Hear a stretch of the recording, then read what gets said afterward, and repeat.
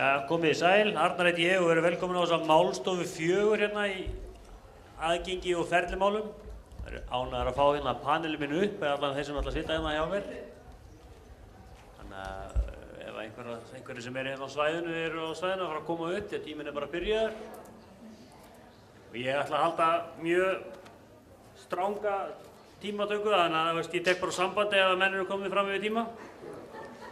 Þannig að menn verður bara að tikka mjög hratt, sko.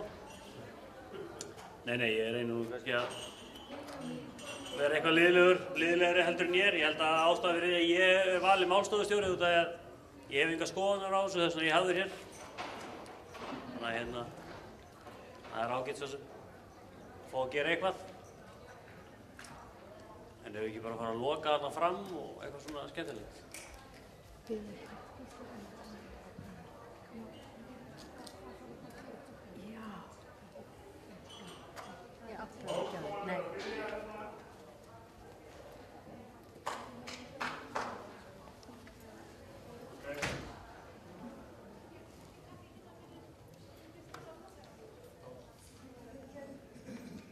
En við erum komin hérna til þess að ræða aðgengismál og ferlimál og hérna það er bara mér sönn ánægja og heiður að fá að kynna hérna hana Hörpu Ingólfsdóttur upp fyrst til þess að segja ykkur hvað samningurinn segir. Gjörðu svo vel Harpa.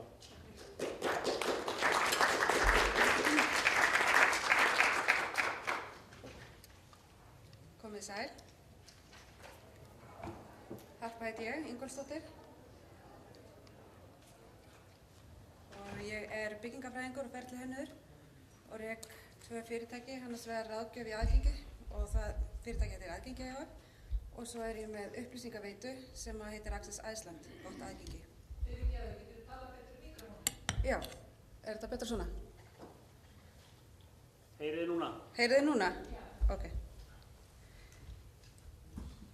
Ég ætla að byrja á því að sýna þessa fínu mynd sem að Öryrkjabandalagið lét gera og sýnir í raun og veru hversu viðamikil samningurinn er og það að hann táknar Íslandskortið er líka svolítið táknrænt fyrir það að þetta skiptir okkur öll máli, alveg sama hvar á landinu við búum.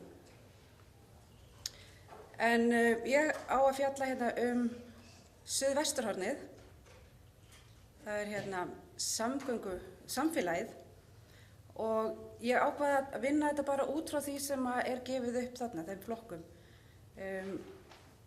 Og þeir eru 6, það er aðgengi, ferlimál, tjáning, menningarlíf, stjórnmál og samfélagsþáttaka.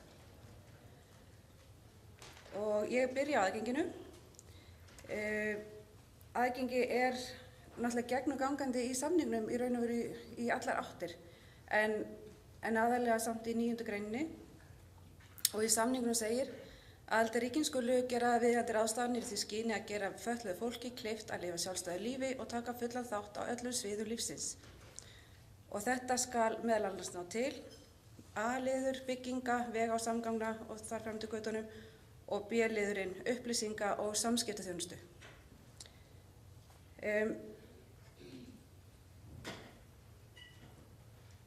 Í samningnum segir líka í 2. greininni, sem eru skilgreiningar, þar er farið út í þetta hugtak algild hönnun, en það er notað gegnumgangandi í sambandi við mannvirki.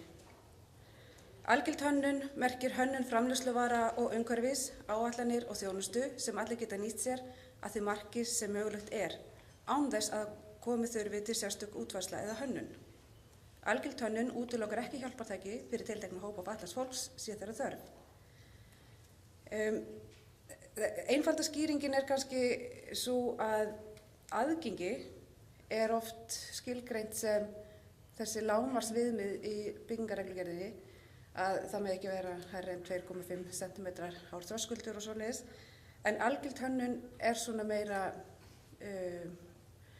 það er allt umfram þessi lágmarksviðmið og nær til miklu stærri sviðs heldur en byggingarreglugerðin. Og til að útskýra þetta örlítið betur að þá fann ég hérna hugtak sem kom fyrst frá Ron Mays hérna 1985 en hann var frá Bandaríkjunum. Algilda hönnunin hefur síðan verið svona endurbætt af Edward Steinfeld sem svona einhvers konar gúrú í þessu fræðum núna og hann einnig Bandaríkjamaður. En þeir segja að algild hönnun ferli sem virkjar og styrkir íbúa samfélagsins með því að bæta mannlegan árangur, heilsu, vellíðan og félagslega þátttöku. Algild hönnun gerir lífið auðveldara, heilsusamlegra og vingjarnlegra fyrir alla. Þannig að nota algilda hönnun þýðir miklu meira heldur en að hlutirnir eigi bara að vera aðgengilegir. Við erum einnig með tengingu í þessi algildu hönnun í 4. grein samningsins, almennar skuldbindingar. Aðildarríkin skuldbinda sig í þessu skyni til og segir í svo lið F að framkvæma eða efla rannsóknir og þróun á vöru, þjónustutækjum og aðstöðu með algildri hönnun. Og svo aðeins neðar í þessari sömu grein, ýta undir algilda hönnun þegar móta á staðla og leiðbeiningar. Þannig að maður sér að þetta mjög víðfeðmt. En ég ætlaði svona að tengja líka samningin við nútímann, eða hvað hefur samningurinn leitt af sér í lögum og reglugerðum. Í sambandi við aðgengi þá kannski nærtækast að nefna að skipulagslögin og lög um mannvirki og svo í framhaldinu af því byggingarreglugerðin, að þar vísað beint í samninginn. Og það vísað beint í þessa aðra grein skilgreiningar í samningnum. Þannig að samningurinn notaður, það búið að virkja í þessu samhengi. Og þessi texti, þessi algilda hönnun sem ég las áðan, hönnunum framleiðslu vara, umhverfis, áætlana og þjónustu, að þetta í lögum og reglugerðum. En mér langar rétt aðeins að benda líka á svona 2 stóra breytingar í nýju byggingarreglugerðinni sem að má líka rekja til samningsins. Og það að með algildri hönnun skal meðal annars tekið tillit til eftirtalinna hópa einstaklinga. Og þarna listaðir upp hjólastólanotendur, göng- og handaskertir, blindir og sjónskertir, heyrnarskertir, einstaklingar með astma og ofnæmi, þroskahömlun og lestrarörðugleika.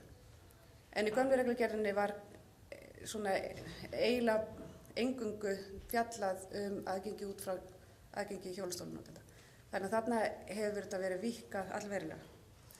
En að sjálfsögðu á að taka tillit til allra þó að þessir hópar séu tilgreindir. Og önnur stór breyting frá fyrri reglugerð að það auknar kröfur varðandi íbúðarhús og þetta held ég megi líka rekja beint til samningsins.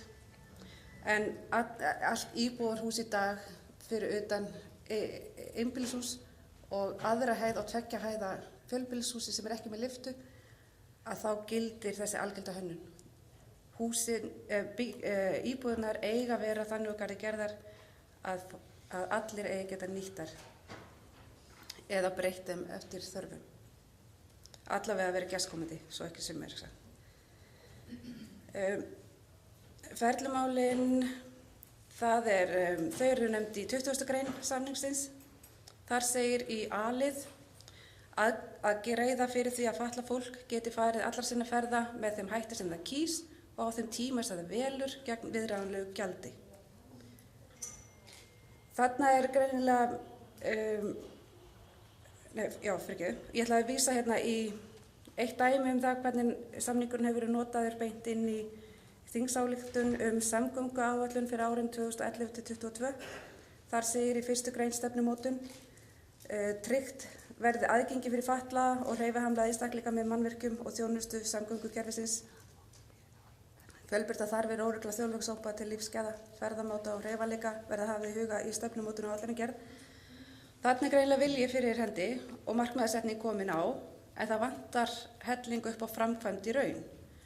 Það margt ennþá sem eftir að bæta í samgöngum, til dæmis í áætlunarbílum, innanlandsflugi, til dæmis flugfélagið Ernir, það engin hjólastólnotandi sem getur farið með þeim vélum.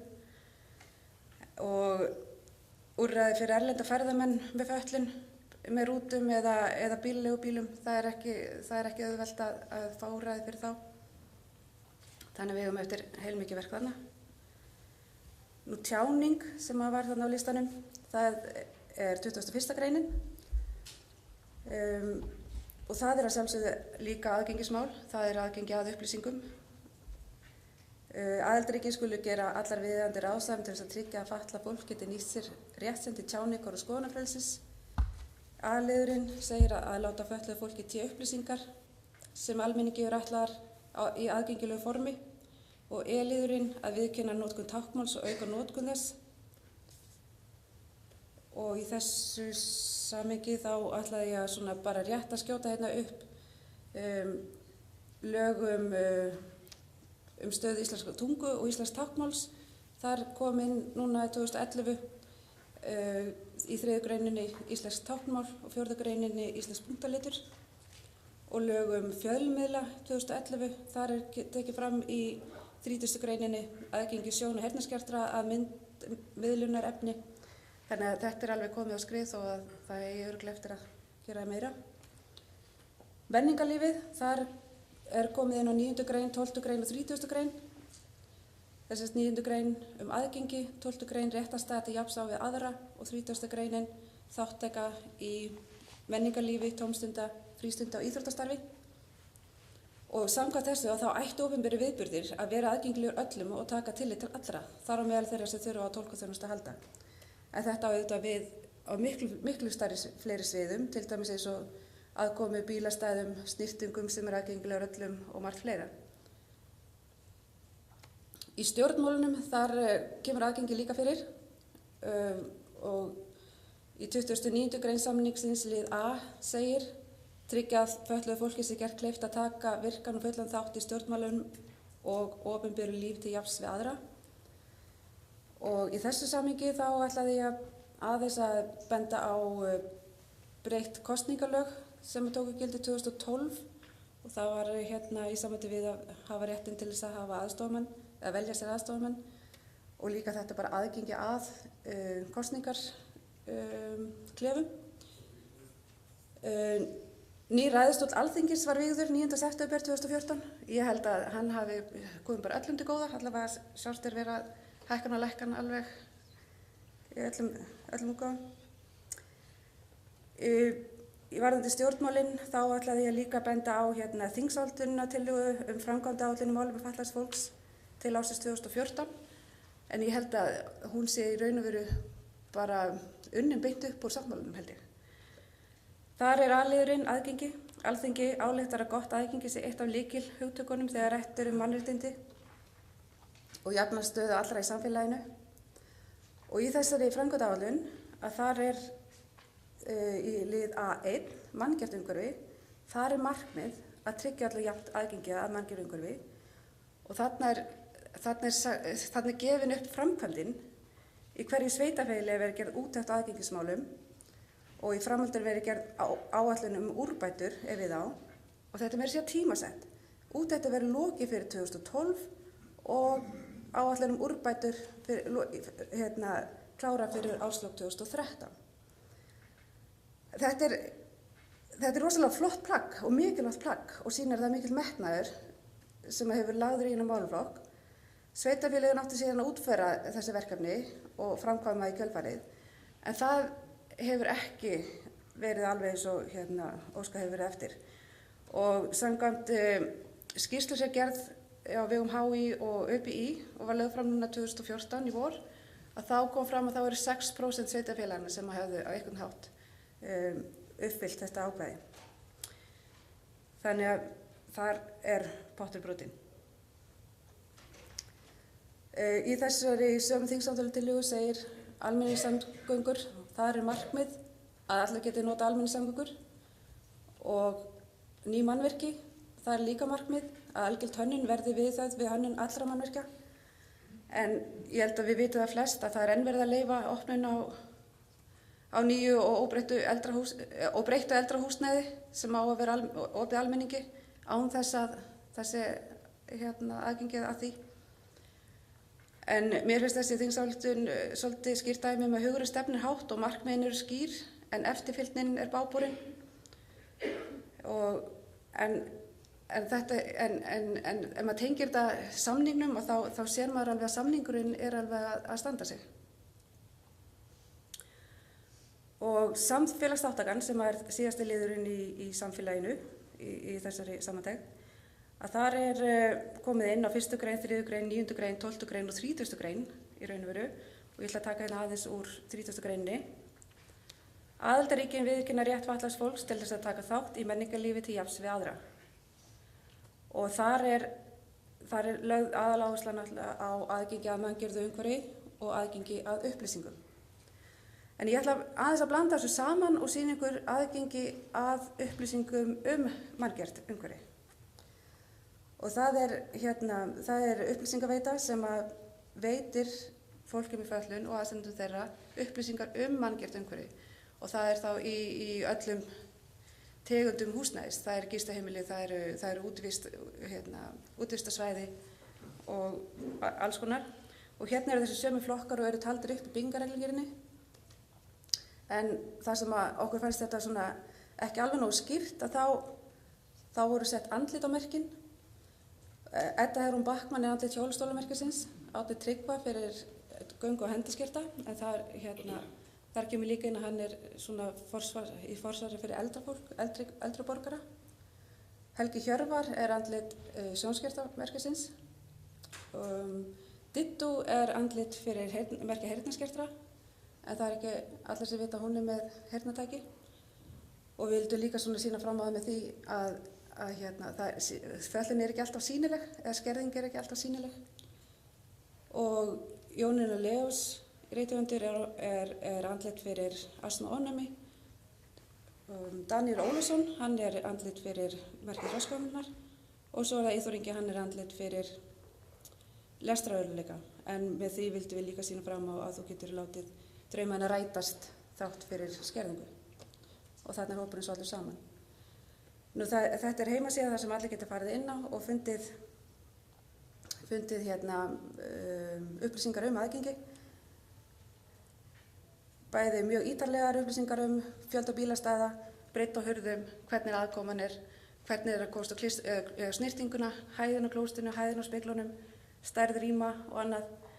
Og svo líka hægt að fara inn á kortafið, þar sem það eru ennþá einfaldar upplýsingar sem sýna bara innganginn.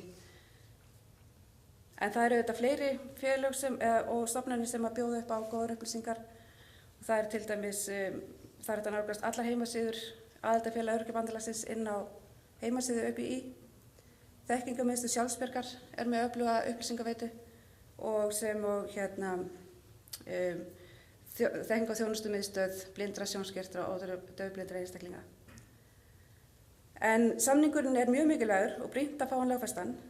Samningurinn hefur verið til hliðsjónar við gerð laga og reglugerða og það má gera betur og meira. Næstu skref að vinna framkvæmd og eftirfylgni settra laga og reglugerða, hvetja einstaklinga, fyrirtæki og samtök til að koma fram lausnir og verkfæri til framkvæmda, fræðsla til almennings, fræðsla til atvinnulífsins og fræðsla í skólum á öllum stigum og fyrir allan aldur.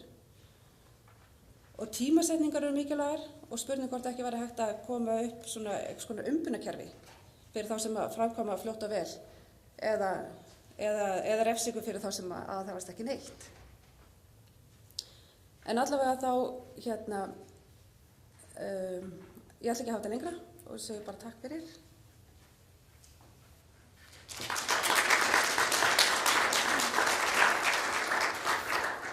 Já, þökkum Hörpu alveg innilega fyrir þetta og gott innlegg líka það að benda á það að samningurinn, þó svo að það sé ekki búið að innleiða hann í raun og veru eða samþykkja að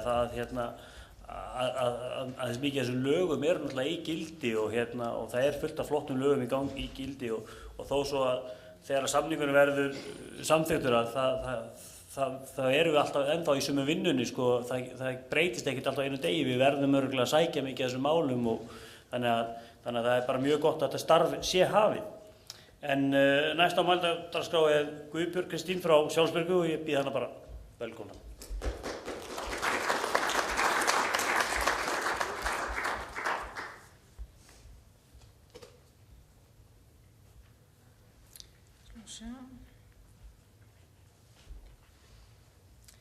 Sæl verið þið. Ég ætla að þakka Öryrkjabandalaginu fyrir þetta flotta málþing. Okkur veitir ekki af fræðslu þetta málefni. Og ég ætla að þakka ykkur líka fyrir að vera einn ennþá því að fyrir mörg okkar dagurinn og ansi langur. En erindi mitt þetta svona samantekt það sem ég ætla að tala í dag. Ég ætla að tala sjálfsbjörg og nokkur baráttumál okkar og tengsl þessara mála við samning Sameinuðu þjóðanna. En það var okkur að sjálfsögðu mikið gleðiefni þegar þessi samning var undirritað 30. mars 2007 og vonandi verði nú ekki síðust í Evrópu til þess að leiða hann í lög eða gera hann að lögum. Nú sjálfsbjörg. Sjálfsbjörg með sterk tengsl og það okkur mikilvægt og sko kannski átta sig ekki margir allir á því að Sjálfsbjörg Landssamtök fatlaðra eru regnhlífarsamtök 15 aðildarfélag allt land. En við höfum sjálfsögðu aðild að Öryrkjabandalaginu og að norrænum samtökum og við erum með sameiginlega skrifstofu núna fyrir Sjálfsbjörgarheimilið og þekkingarmiðstöðina sem að Harpa nefndi áðan og þjónustumiðstöð sem rekin í húsinu. Félagar í Sjálfsbjörg, það Sjálfsbjörg Landssamtök fatlaðra, við erum fann að skammstöðu Davíð alltaf LSF. Starfar aðalega fyrir hreyfihamlað fólk eldri en 18 ára og bara svona til að gefa ykkur betri innsýn, þá það fólk sem nota hjólastól, sem notar hækjur, göngustafi, göngugrind til dæmis, fólk með skerta göngugetu, fólk með skerðingar í höndum og aðri fatlaðir einstaklingar. Og fötlunin getur verið meðfædd af völdum slyss eða völdum sjúkdóma og það kannski gerir okkur aðeins frábrugðið mörgum samtökum innan Öryrkjabandalagsins af því við erum með svo fjölbreyttan hóp. En ég ætla að taka samt fram að ófatlað fólk getur að sjálfsögðu gerst félagar í Sjálfsbjörg en allar stjórnir eru bara samsettar af fötluðu fólki. Nú hlutverk okkar, við samþykktum ný lög á þingi okkar í vor og hlutverk okkar í hnotskurn að vinna fullkomni þátttöku og jafnrétti hreyfihamlaðra félagsmanna sinna og eftir atvikum annarra fatlaðra á öllum sviðum þjóðlífsins, þó sérstaklega með að tryggja aðgengi að umhverfi, menntun, atvinnu og upplýsingum. Tóku eftir þessi endursetningarinnar sérstaklega með að tryggja aðgengi að umhverfi, menntun, atvinnu og upplýsingum. Aðgengi sem sagt svona miðlægt svona kjarni í allri starfsemi okkar. Og þess vegna okkur með ljúft og skylt að segja okkur aðeins frá því hvernig samningurinn getur nýst okkur í okkar baráttu gott aðgengi. Og þá ætla ég aðeins að segja svona frá því hvernig við vinnum að því að tryggja aðgengi og hvernig getur samningurinn nýst í því starfi. Hvernig berjumst við fyrir bættu aðgengi? Við stuðlum að bættu aðgengi að upplýsingum og það ber hæst að nefna þekkingarmiðstöðinni, ég kynni hana aðeins hérna rétt á eftir. Svo berjumst við fyrir aðgengi að manngerðu umhverfi og í samningum með þetta stundur nefnt efnislegt umhverfi. Manngert umhverfi byggingar og allt sem að maðurinn kemur að breyta og aðlaga. Og með því að berjast fyrir aðgengi fatlaðs fólks að þeirri þjónustu sem það þarf. Eins og Harpa kom inn á líka þessi algilda hönnun, hún á við líka aðgengi að þjónustu. Þá samningurinn. Í 4. grein samningsins stendur almennar skuldbindingar meðal annars að aðildarríkin skuldbindi sig til að láta fötluðu fólki í té aðgengilegar upplýsingar hjálpartæki og annars konar aðstoð, stoðþjónustu og aðstöðu. Og gegnum tíðina hefur umræðan skort á upplýsingum verið áberandi innan Sjálfsbjörgar og þetta tengist náttúrulega óskin og kröfun sjálfstætt líf. Til að geta lifa sjálfstæðu lífi þarf fólk að hafa aðgang að upplýsingum. Og með þetta leiðarljósi var fyrrnefnda þekkingarmiðstöð Sjálfsbjörgar stofnuð. Og hana. Þessi miðstöð okkar safnar og miðlar hagnýtum upplýsingum sem gagnast fötluðu fólki allt land. Veitir margvíslega upplýsingar hjálpartæki, aðgengi, þjónustu og fleira. Og við höfum byggt upp öfluga heimasíðu. Við erum með fjölbreytilegt kynningarstarf og námskeiðahald og jafningjafræðslu. Þessi starfsemi hófst í júní 2012 og þar starfa 5 manns. Og við erum mjög stolt af þessari þekkingarmiðstöð okkar, en ég ætla að taka það fram að þekkingarmiðstöð Sjálfsbjargar er fyrir alla, ekki eingöngu félaga í Sjálfsbjörg. Allir þeir sem hafa einhverjar spurningar eða vilja fá fræðslu, þeir geta snúið sér að kostnaðarlausu til þekkingarmiðstöðar Sjálfsbjargar. Hér er bara svona mynd af heimasíðunni, ekki meira það. Þá er það 20. greinin, eins og Harpa kom inn á líka áðan, ferlimál einstaklinga. Það stendur, og þessi setning hefur nú heyrst nokkru sinnum inn í dag, hljóma mjög vel, að fatlað fólk geti farið allra sinna ferða með þeim hætti sem það kýs og á þeim tíma sem það velur og gegn viðráðanlegu gjaldi. Þetta manni kannski fyrst í hug ferðaþjónusta fatlaðs fólks og þetta hljómar svo vel sko, en það er nú ekki hægt að segja annað. En hvernig er staðan og hvernig getum við nýtt okkur þessa setningu? Ég ætla bara aðeins að koma inn á ferðaþjónustuna, hún er mjög mikilvæg mörgum hreyfihömlum einstaklingum. Nú Sjálfsbjörg kom beint að stofnun ferðaþjónustunnar 1979. Áður hafðum við fengið, 1977 fengum við svokallaðan Kívanesbíl sem var nýttur í 2 ár og svo var það Reykjavíkurborg ásamt Sjálfsbjörg sem kom ferðaþjónustunnar laggirnar og hún var lengi til húsa í Sjálfsbjargarhúsinu. Nú þessa mundir er verið að endurskipuleggja ferðaþjónustuna á höfuðborgarsvæðinu og það má segja að ferðaþjónustan sé aðeins að þokast í átt til þess sem stendur í 20. grein, en það er nú dálítið langt í landi ennþá. Það sé að núna eru styttri pöntunartími, það er ekki lengur að þurfa að panta ferðir sólarhringinn áður, nú er það 2 tímar, en það er sjálfsögðu sem að maður beitir þessari greini í því að fá ennþá betri ferðaþjónustu fyrir hreyfihamlað fólk. Nú meira hérna ferlimál, að þar stendur í B-lið að greiða fyrir aðgangi fatlaðs fólks að hjálpartækjum í háum gæðaflokki og annarri persónulegri þjónustu meðal annars með því að hafa þau tiltæk á viðráðanlegu verði. Ég fór að velta þessari setningu dálítið fyrir mér og þetta er mjög mikilvægur kafli að augljósum ástæðum fyrir Sjálfsbjörg, en ég fór að velta fyrir mér hvað er átt við með hjálpartæki þarna. Fyrsta sem ég dettur í hug bílarnir eða styrkir til bifreiðakaupa, þeir eru náttúrulega mikilvægir, styrkir vegna hjálpartæki í bíl og önnur nauðsynleg hjálpartæki til að komast að geta hreyft sig. En eins og ég segi, ég fór aðeins að velta þessu fyrir mér, hjálpartæki er dálítið vítt hugtak og ég ætla bara að benda á að í þessu tilfelli er kannski enski textinn í upprunalega plagginu segir kannski meira. Það segir ekki bara hjálpartæki háum gæðaflokki, heldur Quality Mobility Aids, Devices and Assistive Technologies. Þetta eru, það vantar kannski gott íslenskt hugtak, svona hreyfihjálpartæki til að komast en kannski undirstrikar þetta ennþá meira hvað þetta er mikilvægur kafli fyrir hreyfihamlað fólk. Algild hönnun, eins og hefur verið komið inn á hérna nokkru sinnum, og þessi skilgreining, Harpa reyndar lasin upp áðan, ég ætla að endurtaka hana, hún er svo flott. Merkir hönnun framleiðsluvara og umhverfis áætlun og þjónustu sem allir geta nýtt sér að því marki sem mögulegt er án þess að koma þurfi til sérstök útfærsla eða hönnun. Og það sem við höfum líka gert kannski, við höfum talað algilda hönnun fyrir alla. Því þetta á ekki, eins og segir, það þarf engar sérlausnir ef maður bara hugar að algildur hönnun í upphæfi og pæliði hvað væri nú mikilvægt eða væri hægt að fara eftir þessu og ekki þurfa eins og þarf svo oft að gera að breyta hlutunum eftir á. Með því að hafa algilda hönnun að leiðarljósi frá upphafi við hönnun þjónustu og vara og aðgengis má spara mikinn tíma og pening. Nú þessi kafli hefur nýst mjög vel víða og eins og Harpa kom inn á hérna framkvæmdaáætlun málefni fatlaðs fólks til 2014, þar er dálítið áberandi.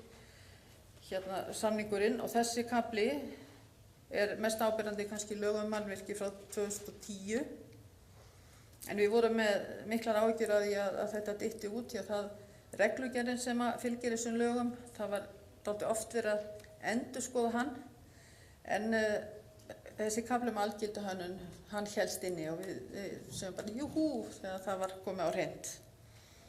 En algild hönnun á við líka hönnun á allri vöru í raun og veru og líka hönnun á þjónustu, þannig að þjónusta sé aðgengileg.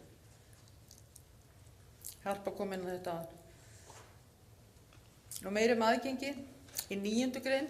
Þar segir náttúrulega klárlega aðgengi bygginga, vega, samgangna og annarra aðstöðu innandyra sem utan.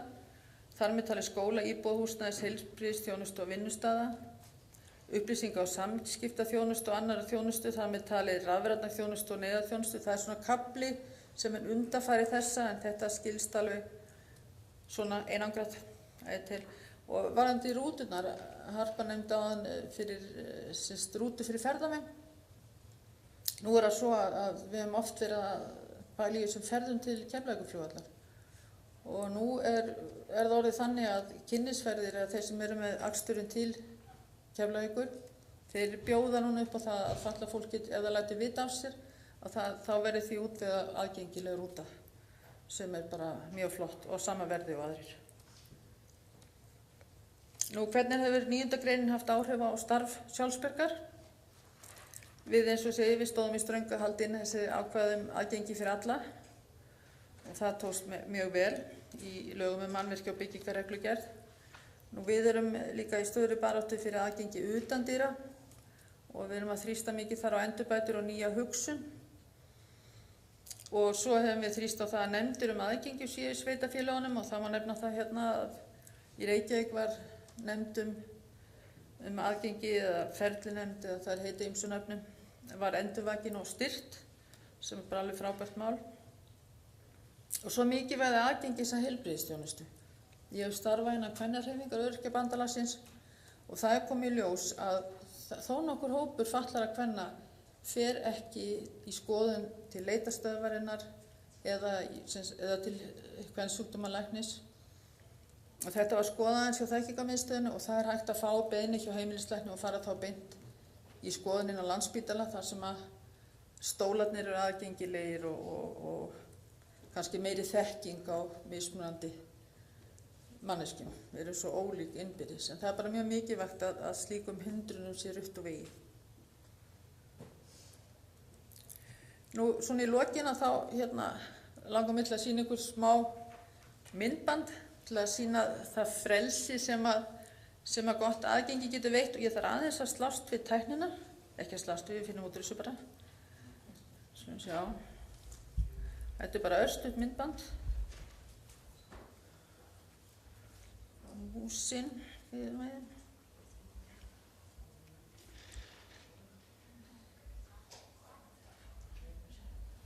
Sjá. Sko, þetta byrti þarna.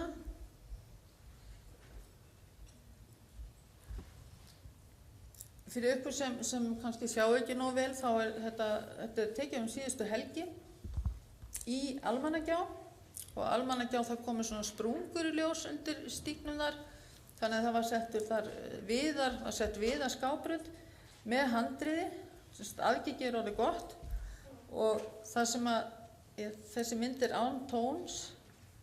Þá er þetta músin. Hvað er músin?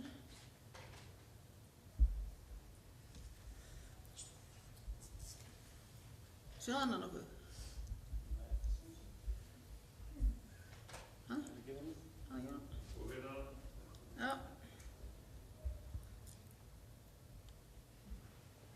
Það er að koma.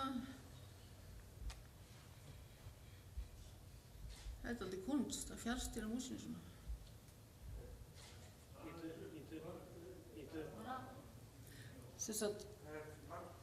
Það er ekkert hljóð með þessu og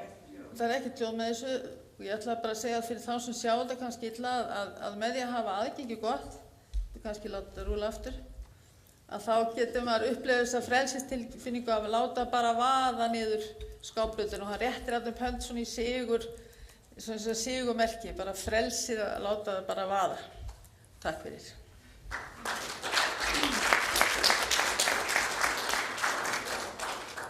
Já, við þekkum Guðbjörgu kærlega fyrir þetta. Það var skemmtilega að fara yfir og sýnir okkur líka bara það hvað aðgengi er í mörgum þáttum. Ég meina, þetta er ekkert endilega bara alltaf aðgengi endilega að hjólastólinn komast hingað og þangað. Þetta er aðgengi að túlkaþjónustu, læknaþjónustu og tækniþjónustu og því líka. Þannig að þetta skiptir allt miklu máli, og þetta skiptir náttúrulega innleiðingin eða samningurinn því máli að allir þessi þættir detta inn, en þannig að það alltaf gaman að sjá sjónarhorn annarra í þessum málum. En næst á mælendaskrá Hjördís Anna og ég vil bara bjóða hana hjartalega velkomna.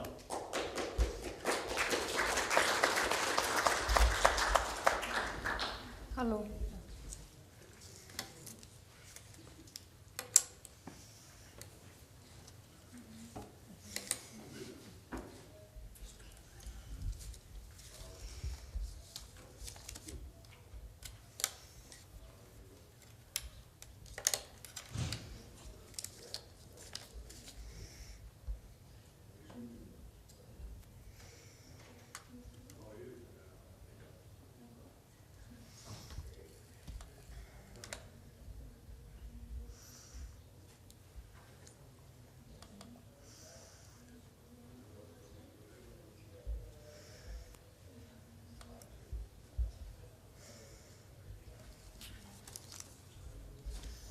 Já, fínt sæl og verðið öll sömur. Hvar ætli ég hvert þið standi nú?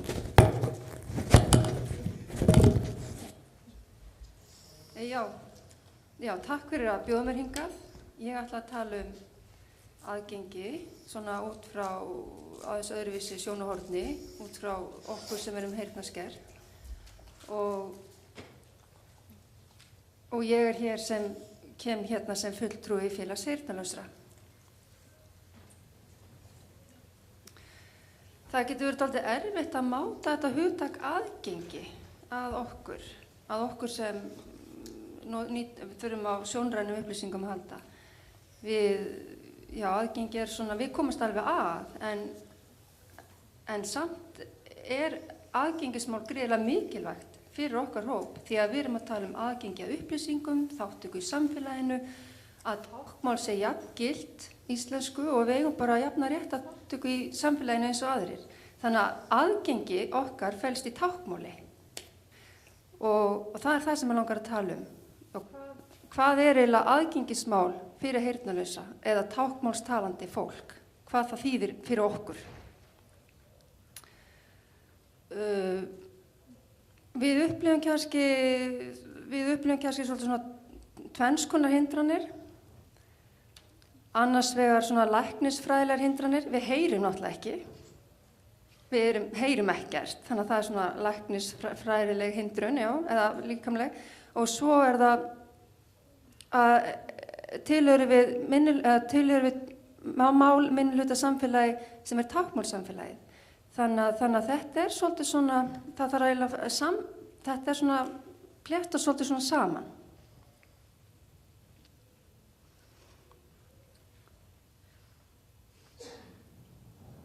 Og aðgengismál fyrir okkur, það felst í því að fá aðgang að táknmálstúlkun, að efni eða sé textað og að heimasíður séu svona,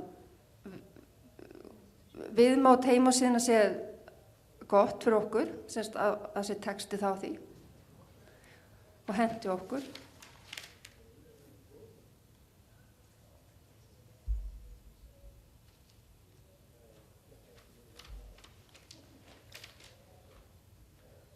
Mér langar aðeins að vekja athygli á lögum íslenskt táknmál.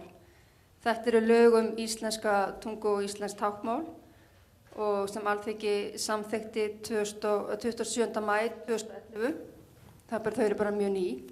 Mér langar aðeins að vekja athygli ykkar á þessum lögum vegna þar kemur fram að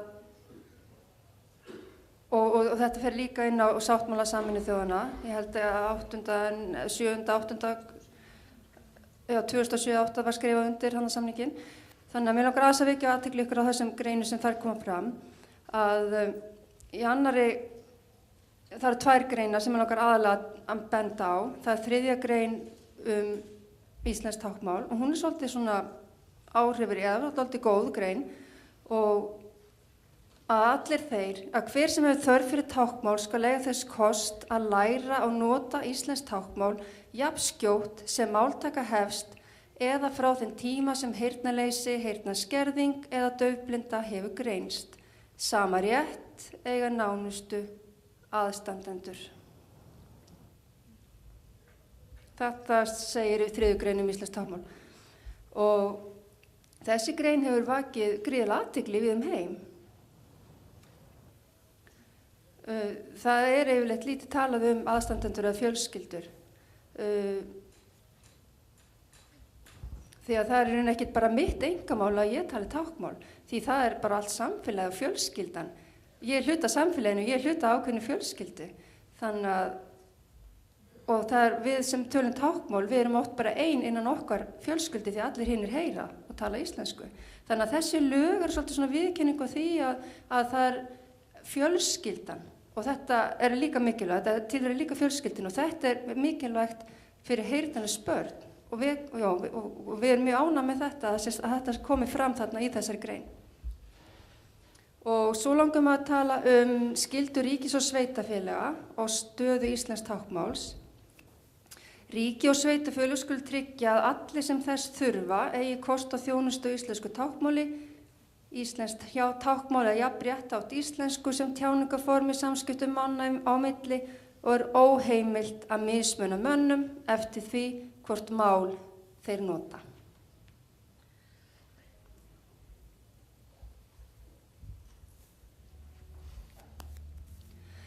Mér langar ég er með svona sýnileglæru hérna, mér langar að tala samgöngur og af hverju vel ég þessa mynd í sambandi við samgöngur. Jú, það vegna þess að ég vel að koma upplýsingum mínu fram á sjórænan hátt. Ég tjái mig á máli sem numið með augum og er sjónrænt. Þannig að upplýsingagjöf, ég vil hafa upplýsingarnar á sjónrænan hátt og þær hjálpa mér að ferðast og komast á milli. Þið sjáu til dæmis þarna mynd af rútum, tökum til dæmis BSI sem dæmi sem fer víða land, eða rútu frá BSI.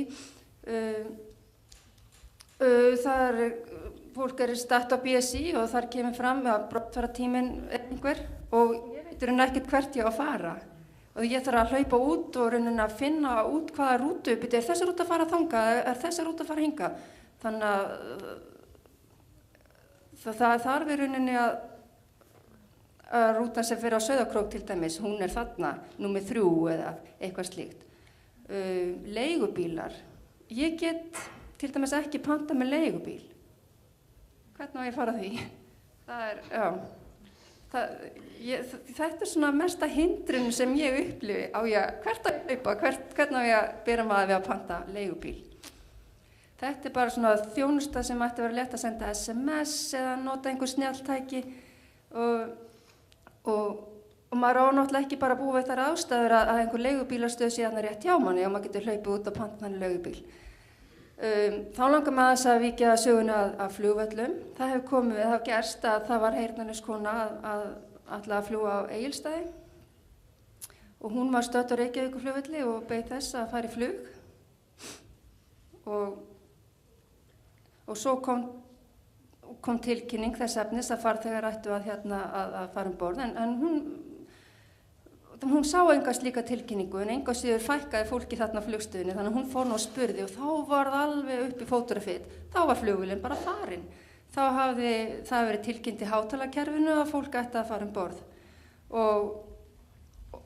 og maður, það var einhver maður sem tók að sér að keyra að aka konunni í veg fyrir flugvélina og hún var stoppuð þannig að hún komst með borð. Þetta svolítið svona skondin saga sem ég langaði bara að deila með ykkur. Þannig að bara þetta upplýsingar á svona stöðum, þar sem samgöngustöðum, þær eru í rauninni bara fyrir heyrandi fólk. Þær þyrftu líka að vera sjónrænar, þannig að við getum fylgst með.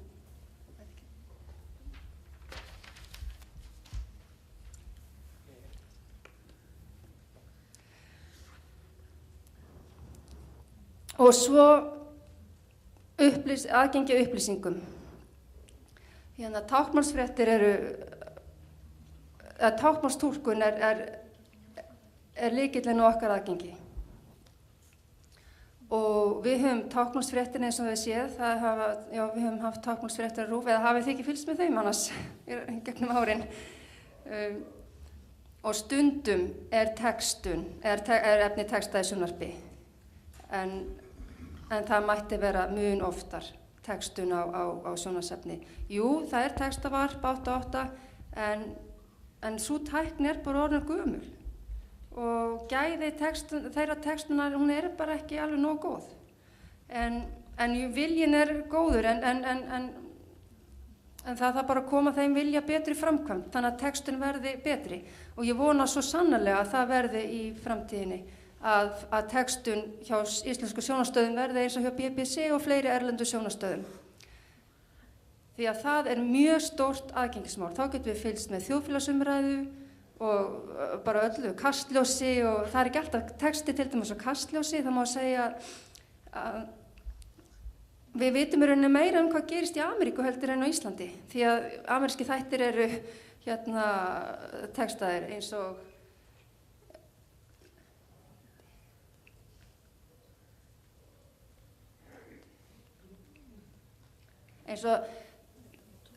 það er þáttur að Skjá 1 fyrirgefið sem heitir Talk Show.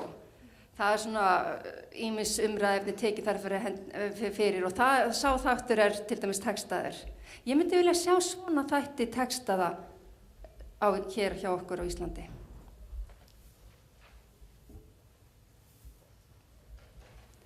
Já, og ef við skoðum mannréttindi og aðgengi og fellum þetta, já, tölum þetta, eins og Harpa talaði áðan og hún er náttúrulega búin að benda á þessar greinar, en mér langaði líka aðeins að tala þær. Og sáttmálinn, þessar greinar er mjög góðar hérna í sáttmálanum. Það er talað um svona beint og óbeint aðgengi. Það er til dæmis talað um aðgeng til jafns við aðra, að hinu efnislega umhverfi, að samgöngum, að upplýsingum og samskiptum.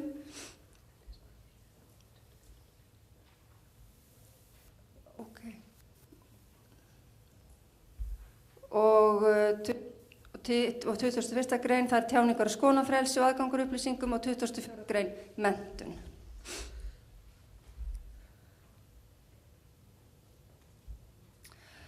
Skólastefna Reykjavíkurborgar heitir Skóli án aðgreiningar og ef við skoðum textan í sambandi við mannréttindi og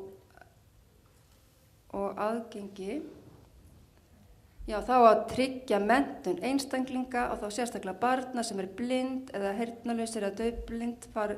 Menntunin fari fram á þeim tungumálum og samkvæmt og eftir þeim aðferðum og leiðum sem henta viðkomandi einstaklingi og í umhverfi sem ýtir hvað mest undir framvindu í námi og félagslegan þroska.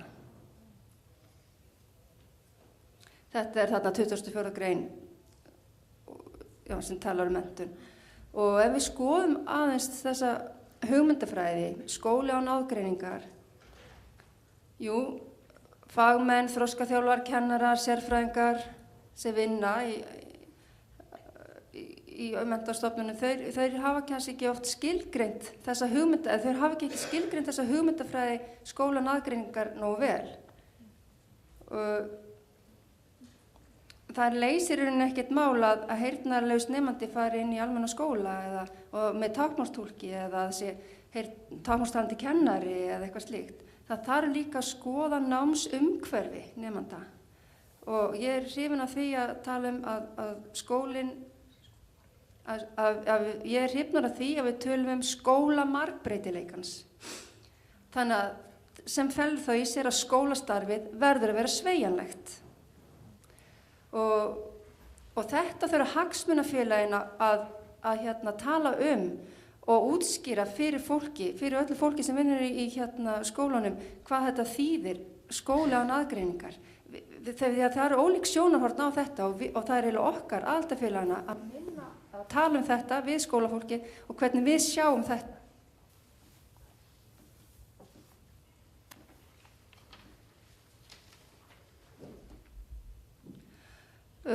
Lögbundin eða hvort það sé nóg að réttur sé lögbundin. Við höfum þarna ýmis lög en samt upplifum ýmsar hindranir. Hindranir geta verið í sambandi við viðþorf eða komið fram með viðþorfum og þekkingarleysi.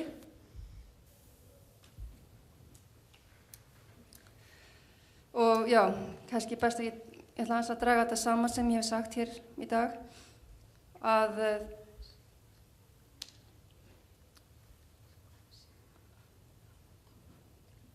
það er ákveðin sigur fyrir okkur þegar að táknmál er bundið í lög, en við þurfum líka að fylgjast með því að réttur okkar til daglegs lífs sé virtur.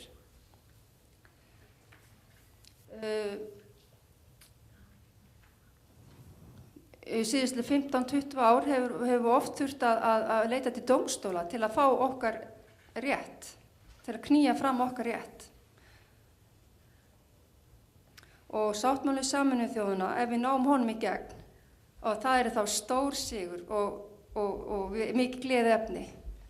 En það myndi ekki allt vera komið þrátt fyrir það, því það er mikil vinna þá framundan að koma honum í framkvæmd og í lög. Þannig að við þurfum sjálf að vera meðvituð um það, meðvituð okkar rétt sem felst í samningnum. Já, þá bara þakka ég fyrir mig. Takk. Þetta gengur allt upp á mínútu hjá okkur, þetta er frábært sko, ég þarf ekki einu svona að skipta vera af ykkur sko. En ég vil þakka Guðbjörgus þið hörtu sig alveg sérstaklega fyrir þetta erindi og þetta opnar líka augumast meira fyrir aðgengi og gerir mann alltaf meira grein fyrir því hvað aðgengi er í raun og veru miklu víðtækara orð heldur en í raun og veru kannski ég áttaði mig á þegar ég lenti í mínu slysi að þá væri náttúrulega pínlítið upptekning kannski að þessu aðgengi að komast í hjólastólnum en eins og farin að skilja það náttúrulega mikið betur í dag að eins og aðgengismála túlkum og því dótið að fólk getur gert sér skiljanlegan er náttúrulega eitt stærsta mannréttindabrot í heimi, það er þegar verið að brjóta á fólki að geti tjáð sig. En svona er það nú, en allt er þetta skilt og við getum alveg örugglega unnið mjög vel saman. En næstur á mælendaskrá er Kristinn Halldór og vil ég bara bjóða hann hjartalega velkominn.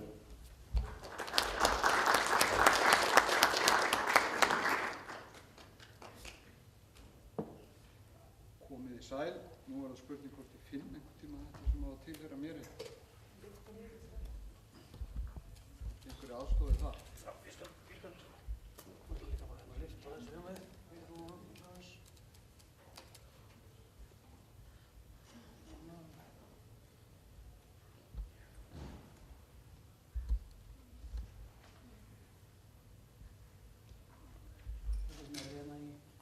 KHV í restinu með þetta.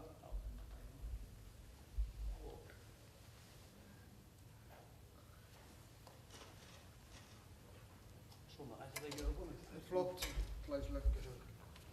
Já, komið þið sæl og blessuð. Kristinn Halldór Einarsson heiti ég og er núna starfandi sem framkvæmdastjóri Blindrafélagsins. Hefur verið búin að vera formaður þar 6 ár á undan. Ég er lögblindur, þó svo að það sjáist nú ekki alltaf og sjónin mín eða sjónskerðingin mín að hún lýsir sér í því að ég er mjög þröngsýnn. Ég semst bara sé eiginlega bara svona eins og í gegnum rör. Og fyrirlesturinn minn núna, hann verður mjög þröngsýnn vegna þess að ég ætla að taka mjög þröngt sjónarhorn á 2 greinar í sáttmálanum sem að við höfum verið að vinna töluvert með hjá Blindrafélaginu og þetta er semst 9. greinin aðgengi og þá ætla ég svona fyrst og fremst að fjalla aðgengi að upplýsingum og svo ferlimál einstaklinga og þar ætla ég aðeins að fara inn á ferðaþjónustumál. En í 9. grein í samningi Sameinuðu þjóðanna um réttindi fatlaðs fólks að þar er gerð grein fyrir því hvað aðildarfélögin, hvaða ráðstafanir þeir eiga að gera í því skyni að gera fötluðu fólki kleift að lifa sjálfstæðu lífi og taka fullan þátt á öllum sviðum lífsins. Og svo ef ég highlighta þarna, ég ætlum ekki að lesa þetta fyrir ykkur allt saman, en svo segir þar með talið upplýsinga- og samskiptatækni og kerfi þar að lútandi. Og B-liðurinn síðan í upptalningu er upplýsinga- og samskiptaþjónustu og annarar þjónustu, þar með talið rafrænna þjónustu og neðaþjónustu. Og núna er það þannig að samfélagið okkar að það er að verða mjög svona stafrænt allt saman. Mest allar upplýsingar sem við höfum aðgang að eru á stafrænu formi og það opnar allt fullt af möguleikum. Það opnar allt fullt af möguleikum að breyta í raun og veru svona á hvaða hátt við setjum upplýsingarna fram. Þannig að ef við erum með stafrænan texta að þá á að geta verið hægt að fá hann lesin upp. Og það sérstaklega mikilvægt fyrir blinda og sjónskerta og Blindrafélagið beitti sér fyrir því árið 2010 hafði því frumkvæði og fékk stuðning margra aðila að láta smíða íslenskan talgervil sem er þá inn í tölvunni og les upp stafræna texta og þetta algjört lykilatriði í þessari upplýsingatækni og að gera upplýsingar aðgengilegar, en það eitt og sér dugar ekki til því að í raun og veru að á hinum endanum þarf síðan að vera talgreining, það er að segja að tölvan að hún skilji það sem sagt við hana. Og það auðvitað eitthvað sem að mundi til dæmis og að því að Hjördís talaði áðan hvað það flott hjá BBC og textun og allt. Það nefnilega meira og minna allt saman samtíma textun sem á sér stað í gegnum svona máltækniverkfæri. Og þannig hægt að texta jafnóðum efni sem að þess vegna í beinni útsendingu ef að svona búnaður til. En svona búnaður kostar mikinn pening og það eru mjög fáir sem tala íslensku og mjög fáir og þar leiðandi lítill peningur í svona, en þetta mjög stórt mál, þetta rosalega stórt aðgengismál, en þetta líka mikið meira heldur en aðgengismál því að þetta svona mjög menningatengt líka og ég vil bara svona vekja athygli á þessu. En í október árið 2012 og þá samþykkti ríkisstjórn Íslands stefnumótun í aðgengismálum sem að fól í sér innleiðingu á staðli sem heitir WAFC-AG20AA. Blindrafélagið okkar aðgengisfulltrúi Birgir Rúnar sem enda búsettur í Bandaríkjunum en mikill sérfræðingur á þessu sviði kom að þessu og þegar við erum komin inn í þessi máli eins og þetta hvernig á að skilgreina vefsíður þannig að upplýsingarnar séu öllum aðgengilegar að þá erum við komin upp í dálítið svona hátæknilega vinnu og við þurfum, eða samtökin okkar, þau þurfa að vera tilbúin til þess að setja í þetta í raun og veru svo ég sletti þá resursa sem að til þarf. Við þurfum að ráða til okkar það fólk sem að getur komið að þessum málum og hefur í fullu tré við aðra sérfræðingar sem að þarf að eiga við og stjórnvöld og halda á lofti þeim kröfum sem að við teljum að þurfa að halda á lofti.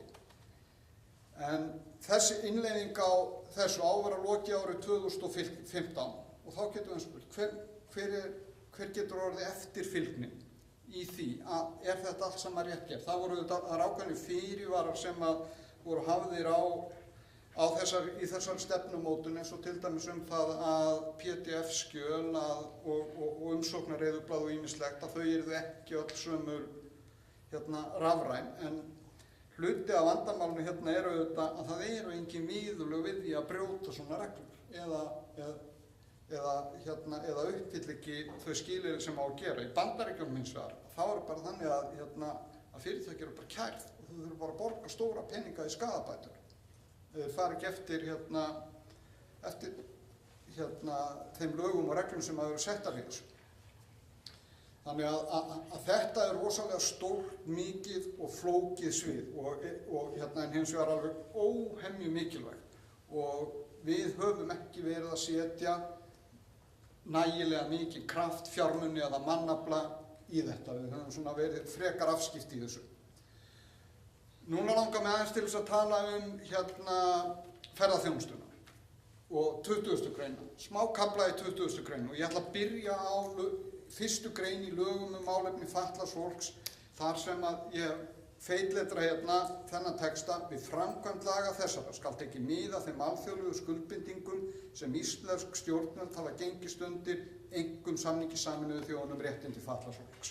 Þessi viðbót ný í lögum málefni fatlaðra sem eru frá 1992, ég held að það komið inn 2012.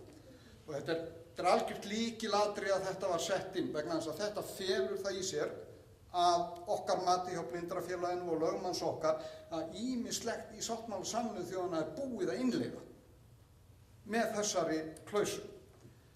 Í 35. grein í lögum um málefni fatlaðra, þar segir að sveitarfélög skuli gefa fötluðu fólki kost á ferðaþjónustu og markmið ferðaþjónustu fatlaðs fólks er að gera þeim sem ekki geta nýtt sér almenningsfarartæki vegna fötlunar kleift að stunda atvinnu og nám og njóta þjónustu.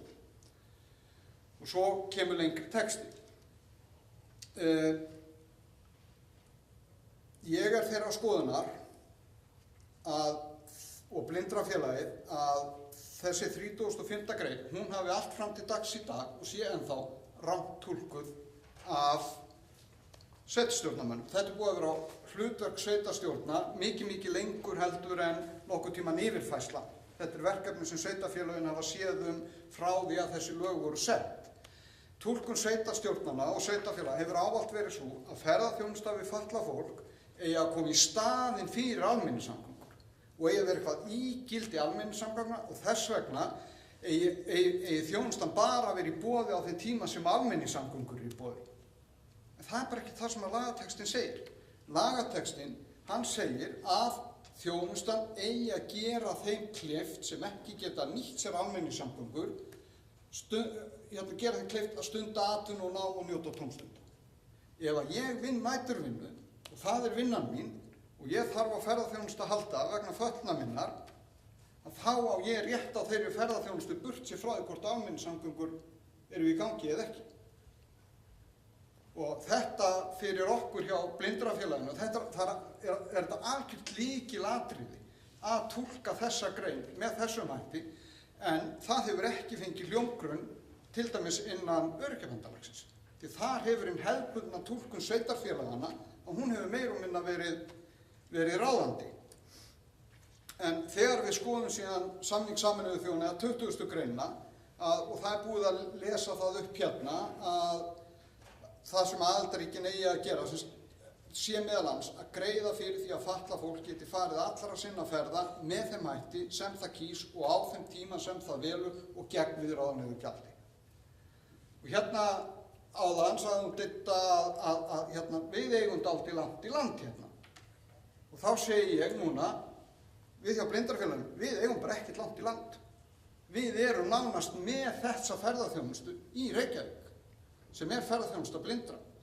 Og við erum að núna í því að reyna að fá hana uppfærða hjá Reykjavíkurborg í viðræðum við þá. En á sama tíma er verið að ganga frá samkomulagi og útboði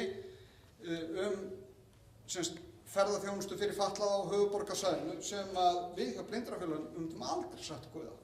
Aldrei, vegna þess að það er brot á lögum, það er brot á sáttmálanum og þeirri grein sem við teljum að sé búið að innleiða. Við erum að nýta okkur leigubílaþjónustu og það er samtímaþjónusta og við getum bara hringt hvernig sem er. Og það sem er auðvitað síðan hjákallagt við þetta allt saman að sú þjónusta sem er með mikið hærra þjónustustig og hún er líka ódýrari fyrir sveitarfélagið. En kostnaðarþátttaka notenda er meiri, því skal haldið til haga.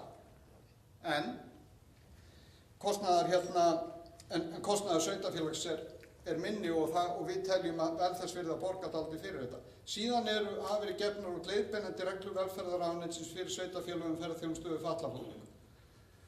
Og þar segir að sveitarfélögum ber að veita fötluðu fólki ferðaþjónustu sem skapar því skilyrði til að lifa sem eðlilegustu lífi miðað við getu hvers og eins og jafna aðstöðumun sem kann að vera til staðar milli fatlaðs fólks og ófatlaðs við aðgengi almenningssamgöngum.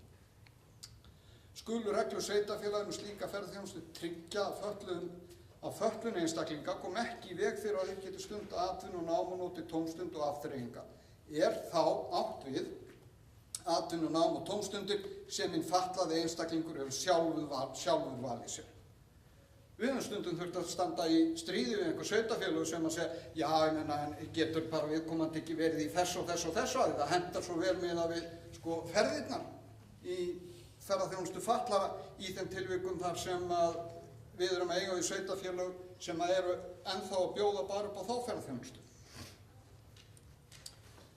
Og svo er meira við komum dálítið að þessum leiðbeinandi reglum velferðarráðuneytisins ferðaþjónustu við fatlað fólk og teljum í raun og veru að allt það regluverk að það stuðli að því að það sé búið að innleiða þennan kafla úr 20. grein í ferlimálunum sem að kveður á það til hvers ferðaþjónustan á að nýtast fötluðu fólki sem ekki getur nýtt sér almenningssamgöngur.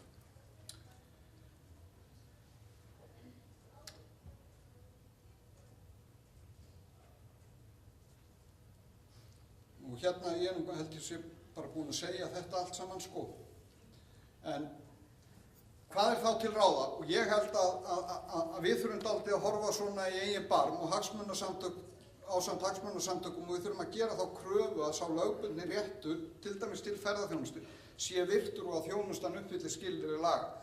Það veikir okkar stöðu hjá Blindrafélaginu þegar að sko samtök fatlaðra og önnur aðildarfélög Öryrkjabandalagsins að semja einhver allt önnur viðmið. Og í sjálfu sér að þessi sko ágreiningu sem að við erum að reyna að kalla fram varðandi 35. greina, hvernig við skiljum hana, að við náum ekki eyrum ráðamanna með það. Og slíkan ágreining, ef hann til staðar, ef við getum ekki leyst hann í samningaviðræðum og farið yfir það, þá sú leið alltaf fyrir hendi að fara með það fyrir dómstóla. Og við erum mjög tilbúin til þess hjá Blindrafélaginu og höfum í raun og veru og söknum þess að hafa ekki fleira af okkar félagsmönnum sem eru búsettir í sveitarfélögum sem ekki bjóða þeim upp á þá ferðaþjónustu sem að þeir þurfa til þess að geta gert það sem að þeir vilja, að við söknum þess að fólk sé ekki tilbúið til þess að koma og segja já ég bara til í að fara í mál. Allavega þá stendur það núna til boða að við borgum lögfræðinginn og við viljum fá þessi mál fyrir dómstóla vegna þess að þetta hefur sýnt sig og í könnunum hjá okkur að þetta langt mikilvægasta hagsmunamál okkar fólks. Og núna daginn að þá var birt könnun sem að sýndi fram á það að atvinnuþátttaka blindra á Íslandi og hérna á höfuðborgarsvæðinu eins og mesta í alþjóðlegum samanburði, mjög há í alþjóðlegum samanburði og mjög stór hluti að þeirri staðreind liggur í þeirri ferðaþjónustu sem að við getum boðið okkar fólki upp á. Takk fyrir.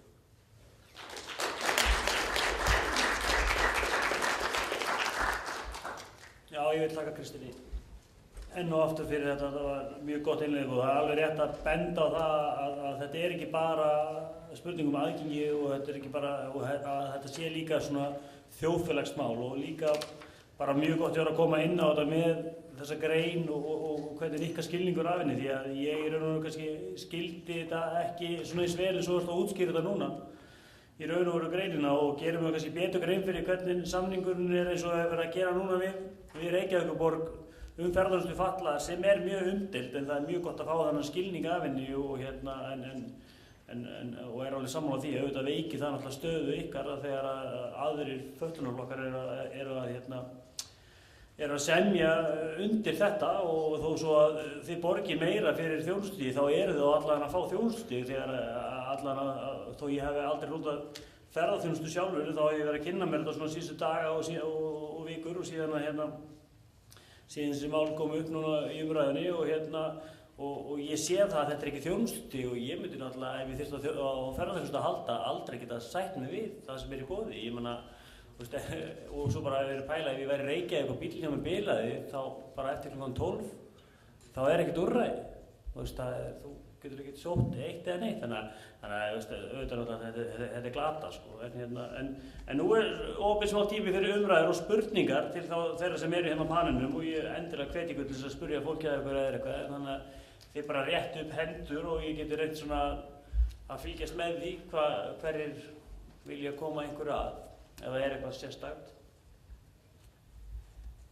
Allt svona rosalega skýrt hjá þessu fólki það var ekki við að búast sko og tæma alveg bankan í okkur. Ég segi að Gaui að koma með einhverja spurningu þannig að fara með mikrofón til lands. Heyrist ekkert í honum hvort erum þar.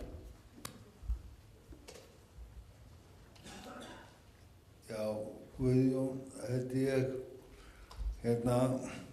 Kristín, sérðu fyrir þér að hægt sé að útfæra ykkar þjónustu á alla, á einfaldan hátt? Já, Ég held að það sé í raun og veru hægt. Það sem að er dálítið mikill lykilatriði í ferðaþjónustu blindra er það að sú þjónusta er að nýta sér fjárfestingu sem að er þegar til staðar í samfélaginu. Það sem bara leigubílarnir og við erum yfirleitt að nýta þá á tímum sem eru kannski ekki háannatímar. Mér skilst að í ferðaþjónustu fatlaðra séu það bil 3 sinnum fleiri heldur en í ferðaþjónustu blindra. Svona bara grófar tölur og mér hefur, af þeim tölum sem ég hef líka séð úr ferðaþjónustu fatlaðra, að þá hefur mér sýnst og það hefur verið mælt að það bil 22-24% af þeim sem eru að nýta þá þjónustu eru í hjólastólum. Þurfa að vera í hjólastólum. Þannig að það er bara 1 af hverjum 4, sko. Þannig, já, ég held að sé alveg til sá sveigjanleiki og við svo sem, sko, þreifuðum fyrir okkur með það þegar þetta útboð var að fara í gang, hvort að það væri einhver áhugi hjá öðrum samtökum fatlaðra að skoða hvort við ættum bara að gera tilboð koma inn í þetta útboð með í félagi við einhverja leigubílastöð og í raun og veru reyna að færa þetta allt undir þetta módel, sko, en það var ekki áhugi fyrir því, sko. En ég held að það sé hægt, sko, já. Og það sem er líka hægt, held ég, og kom reyndar fram á fundir sem við Guðjón vorum á, og mann ekki hvort þú varst á honum Arna líka, en þá var Reykjavíkurborg að kynna þessar reglur og þá var spurt ef að einstaklingur sem á rétt á ferðaþjónustu fatlaðra getur undir engum kringumstæðum nýtt sér hana aðstæðum sinna vegna, þá möguleiki á því að viðkomandi gæti átt rétt á ferðaþjónustu hjá blindrafélaginu. Já, það er alveg möguleiki. Það er ekkert mál fyrir okkur að taka slíkt fólk inn og þannig gæti hugsanlega verið möguleiki að byggja upp í raun og veru annars vegar ferðaþjónustu blindra sem er með þessari viðbótar kostnaðarþátttöku og hærra á þjónustustigi sem hentar sumum, en á hinn veginn gæti líka verið þá til ferðaþjónustu sem hentar betur þeim sem eru alltaf í föstum ferðum tiltölulega auðvelt og lægri kostnaðarþátttaka er þeim verðmætari heldur en hærra þjónustustig. Þannig já, ég held sér samt þetta. Takk að kærlega fyrir þetta og Guðjón og Kristínu fyrir þessi bæði svör og spurningar. Ég komandi inn á þetta núna svona í seinni tíð og kannski, ég veit ekki, ég var bara kannski ekki nógu innvinklaður inn í þessu umræði þar sem ég hef aldrei notað ferðaþjónustuna, en eftir að maður fór að pæla þetta og ég fór að tala við mína félagsmenn og ég fór að velta þeim spurningum hvort að þau eru verið að fara að setja þennan kostnaðmun eða einhver kostnaðmunur eða þjónustu, hvort að þau myndu meta herra. Og þá kom bersinlega ljós hjá mínu félagsfólki að allir sem voru að nýta þjónustuna myndu vilja frekar borga þess meira og fá hraðar og betri þjónustu því eins og þjónustu hjá ferðaþjónustunni í dag þá eru þau ofta að eyða 4 klukkutímum í einhvern bið og bílavesen á dag á meðan þið gætu kannski bara gert það á klukkutíma eða 45 mínútum í leigubílum, sko. Þannig og eins og þú réttilega bendir á, það er bara 1 af hverjum 4 sem eru í hjólastólanotendur, hinir allir geta nota leigubíla.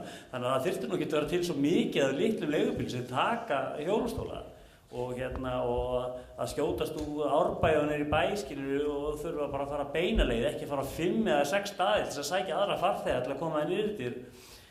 Það sé á þetta allir að sparnaðurinn er náttúrulega bara tíminn og tíminn er miklu verðmætari heldur en peningar, þannig að þetta er spurningi hvar metum við verkefnið. En Guðri hérna næst. Ég bara beið og beið. Heyrðu, ég ætla að þakka ykkur öllum fyrir ykkar framlag og mér langar nú að tala fleiri atriði hér heldur en ferðaþjónustu blindra.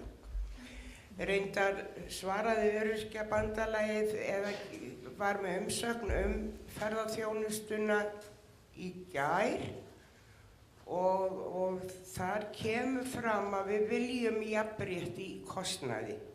Það er bara þannig. Flest félög vilja það. En það vakti náttúrulega athygli mína sem ég þekki náttúrulega mjög vel, það er hún Harpa og Guðbjörg Kristín. Síðan var mjög góður fyrirlestur heyrnarlausra Og þar, þrátt fyrir það hafa verið að vinna að þessum málefnum í 40 ár, þá kom fyrirlesarinn inn á málefni sem að ég hafði ekki gert mér almennilega grein fyrir. Og það var þessi sjónræna sýn á hvernig upplýsingar berast fólki. Ég vissi að hana það þurfti en ekki svo skýrt eins og kom fram. Ég bara þakka ykkur kærlega fyrir öllum. Takk fyrir sömuleiðis. Einhverjir fleiri sem vilja spyrja?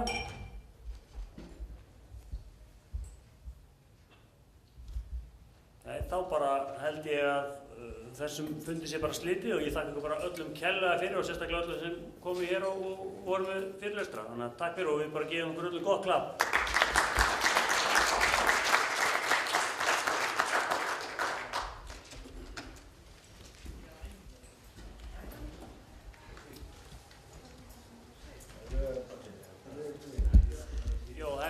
Fyrirgefðu, áður en allir fara hérna út, þá ætla ég að tilkynna hérna eitt, ég er náttúrulega búinn að steingleyma því. Það fannst hérna einhver kanonmyndavél frammi, þannig að ef einhver saknar svoleiðis að gera sig hérna eitthvað við starfsfólkið. Vart við starfsfólkið, já. Kanonmyndavél, ef einhver hefur gleymt henni.